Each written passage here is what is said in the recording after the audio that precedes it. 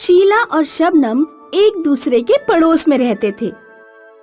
दोनों ऊपर से अच्छा व्यवहार करते थे, लेकिन अंदर ही अंदर एक दूसरे से खूब जलते थे।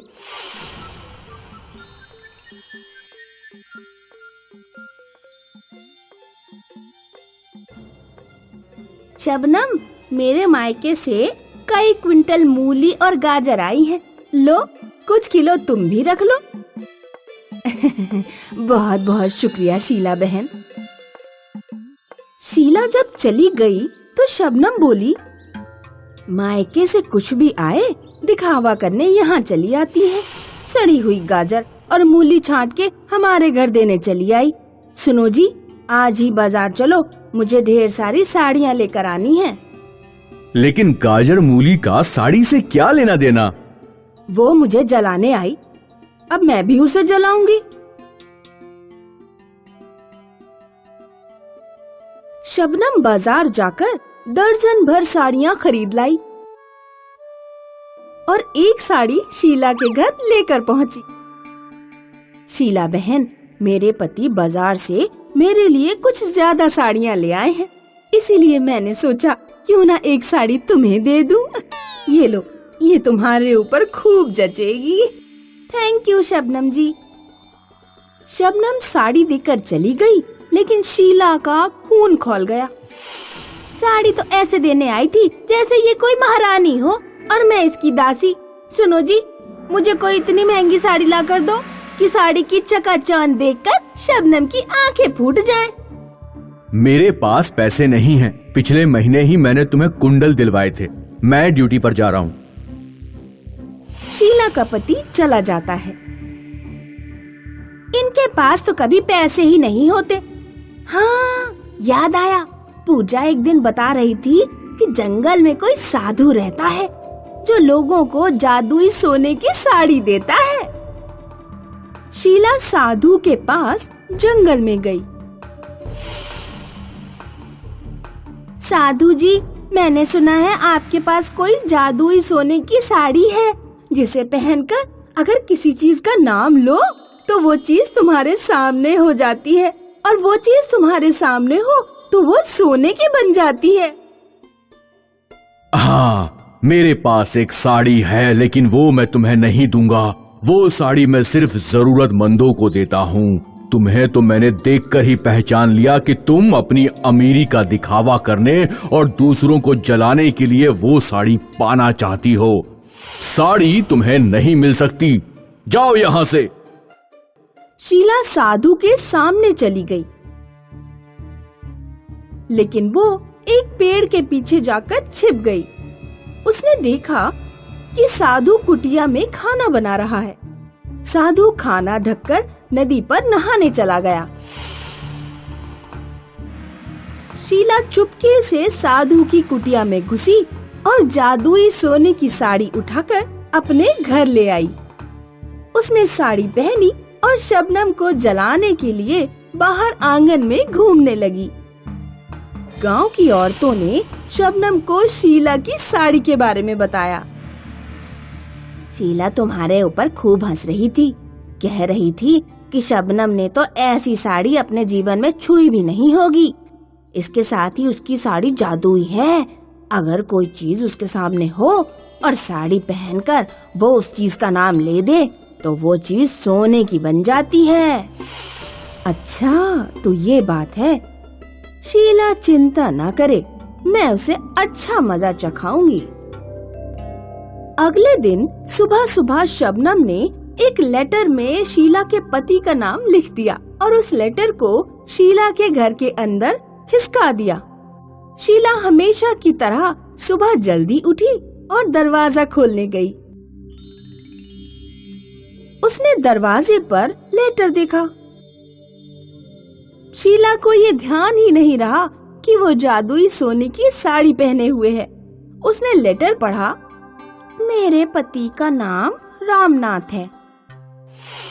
शीला का पति बराबर में ही खटिया पर सो रहा था। शीला ने जैसे ही पति का नाम लिया, उसका पति सोने का बन गया। शीला जोर जोर से रोने लगी। हाय राम, ये क्या हो गया? मेरे पति सोने के बन गए, मैं बर्बाद हो गई, कोई मेरी मदद करो। शीला ने लेटर को ध्यान से देखा। वो समझ गई कि ये शबनम की हैंडराइटिंग है, तो ये सब शबनम का काम है। लेकिन वो चिंता ना करे, मैं उसके पति को भी सोने का बना दूंगी। शीला शबनम के घर के आंगन में गई। शबनम का पति सुबह सोकर उठा ही था और बाहर टहल रहा था।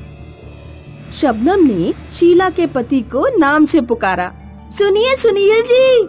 नाम लेते ही शबनम का पति भी सोने का बन गया। शबनम ने जब अपने पति को सोने का बना देखा तो वो भी जोर जोर से रोने लगी। गांव वालों, शीला चुड़ैल ने मेरे पति को सोने का बना दिया, मैं इसे जिंदा नहीं छोड़ूंगी।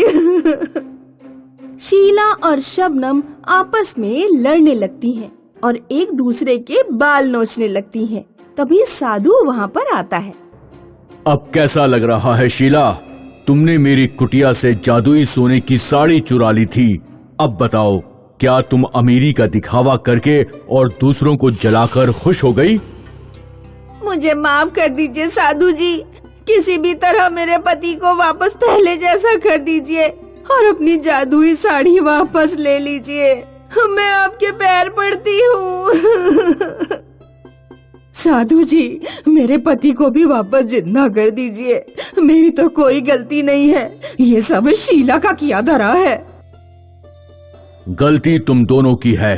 तुम दोनों अपने सुख से प्यार नहीं करती, बल्कि एक दूसरे को दुखी देखना चाहती हो।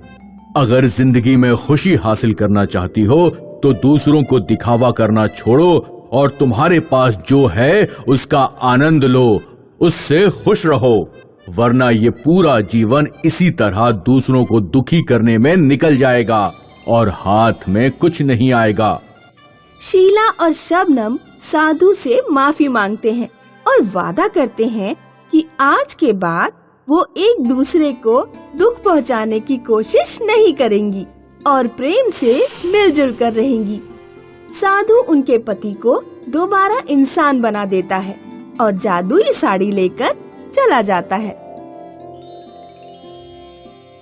एक बार की बात है, सुनील नाम का एक मछुआरा सज्जनगढ़ गांव में अपनी पत्नी सुनीता के साथ रहता था। वो गांव के पास एक नदी से मछलियां पकड़कर बाजार में बेचा करता था, लेकिन वो बड़ी मुश्किल से अपने घर का गुजारा किया करता था। कभी कभी तो उसके हाथ एक भी मछली न आने के कारण उसके पास खाने तक के भी पैसे नहीं होते। इसी कारण सुनील हमेशा चिंता में लगा रहता था। एक दिन ऐसे ही वो नदी से घर लौट रहा था, तभी उसे रास्ते में एक साधु बाबा मिलते हैं। बम बम भोले बालक, मुझे बहुत प्यास लगी है, क्या तुम मुझे एक गिलास पानी पिला सकते हो? जी हाँ बाबा जी, जरूर।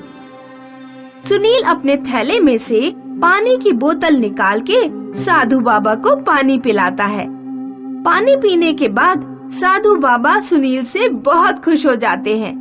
उसे कहते हैं, बालक, मैं बहुत देर से प्यासा था, तूने मेरी प्यास बुझाई है, मैं तेरे से बहुत खुश हूँ।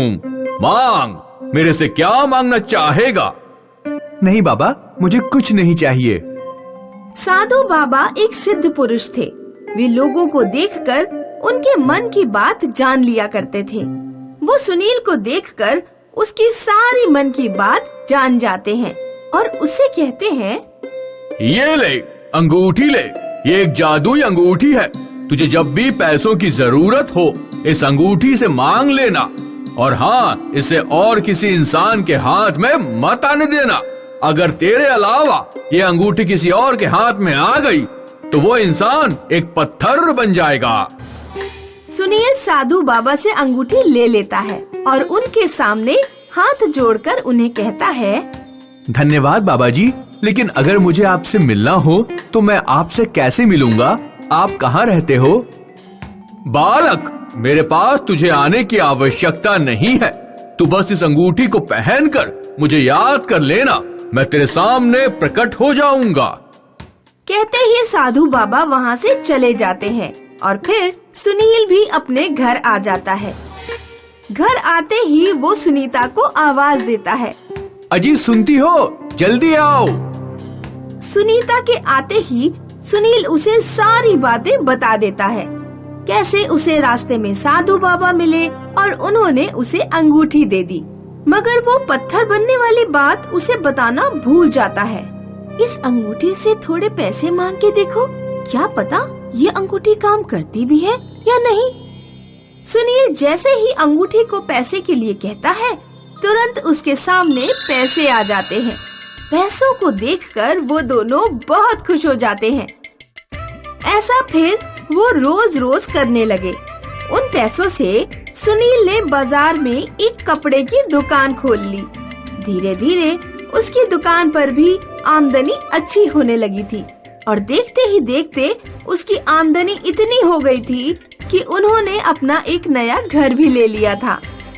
उसकी तरक्की देखकर पूरे गांव में चर्चा होने लगी थी। अरे भाई, तुम्हें पता है सुनील तो बहुत बड़ा आदमी बन गया है। उसकी दुकान तो बहुत चलने लगी है और मैंने तो सुना है हाल ही में उसने अपना एक नया घर भी ले लिया है। लगता है उस पर भगवान की कृपा हो गई है। हाँ भाई, सबकी किस्मत सुनील जैसी कहाँ है। काश भगवान मेरे पर भी ऐसी कृपा करें। सुनील और सुनीता भी बहुत खुश थे। एक दिन रात को सुनील सुनीता से कह रहा था, सुनीता, तुम्हें पता है आज मैं जो कुछ भी हूँ उन बाबा की वजह से हूँ। अगर वो बाबा मुझे अंगूठी ना देते तो मैं अपनी खुद की दुकान खोल ही ना पाता। लेकिन अब समय आ गया है ये अंगूठी उन्हें वापस करने का। मैं कल सुबह ही ये अंगूठी उन्हें वापस कर दूंगा। और फिर सुनील अपनी अंगूठी उतारकर बराबर में एक टेबल पर रख देता है और सो जाता है। सुनीता को अंगूठी वापस करने की बात अच्छी नहीं लगी थी। उसके मन में थोड़ी ईर्ष्या आ गई थी। तभी वो अपने मन में सोचती है, हमने तो कभी इस अंगूठी से ज्यादा पैसे लिए ही नहीं।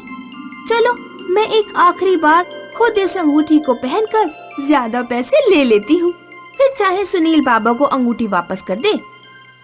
बस फिर क्या था, सुनील के सोते ही सुनीता जैसे ही उस अंगूठी को पहनती है वो एक पत्थर में बदल जाती है। हे भगवान, ये क्या हो गया? मैं एक पत्थर में कैसे बदल गई? सुनील उठो, बचाओ मुझे, देखो मुझे क्या हो गया। सुनील उठते ही जैसे ही सुनीता को देखता है वो चौंक जाता है, मगर जैसे ही वो अंगूठी को सुनीता के हाथ में देखता है वो समझ जाता है कि ये सब इस अंगूठी की वजह से हुआ है। वो तुरंत उस अंगूठी को निकालकर अपने हाथ में पहन लेता है और साधु बाबा को याद करता है। तभी उसके सामने साधु बाबा प्रकट हो जाते हैं। हे भगवान, ये क्या हो गया? बाबा जी मेरी मदद करो। देखो मेरी पत्नी एक पत्थर की बन गई है। उसने गलती से अंगूठी पहन ली थी। मेरी पत्नी से गलती हो गई, इसे माफ कर दो और जल्दी से ठीक कर दो। साधु बाबा फिर अपने लोटे में से जल निकालकर सुनीता पर गिराते हैं और सुनीता ठीक हो जाती है। बस फिर क्या, सुनील और सुनीता बाबा का धन्यवाद करते हैं और उन्हें उनकी अंगूठी वापस कर देते हैं।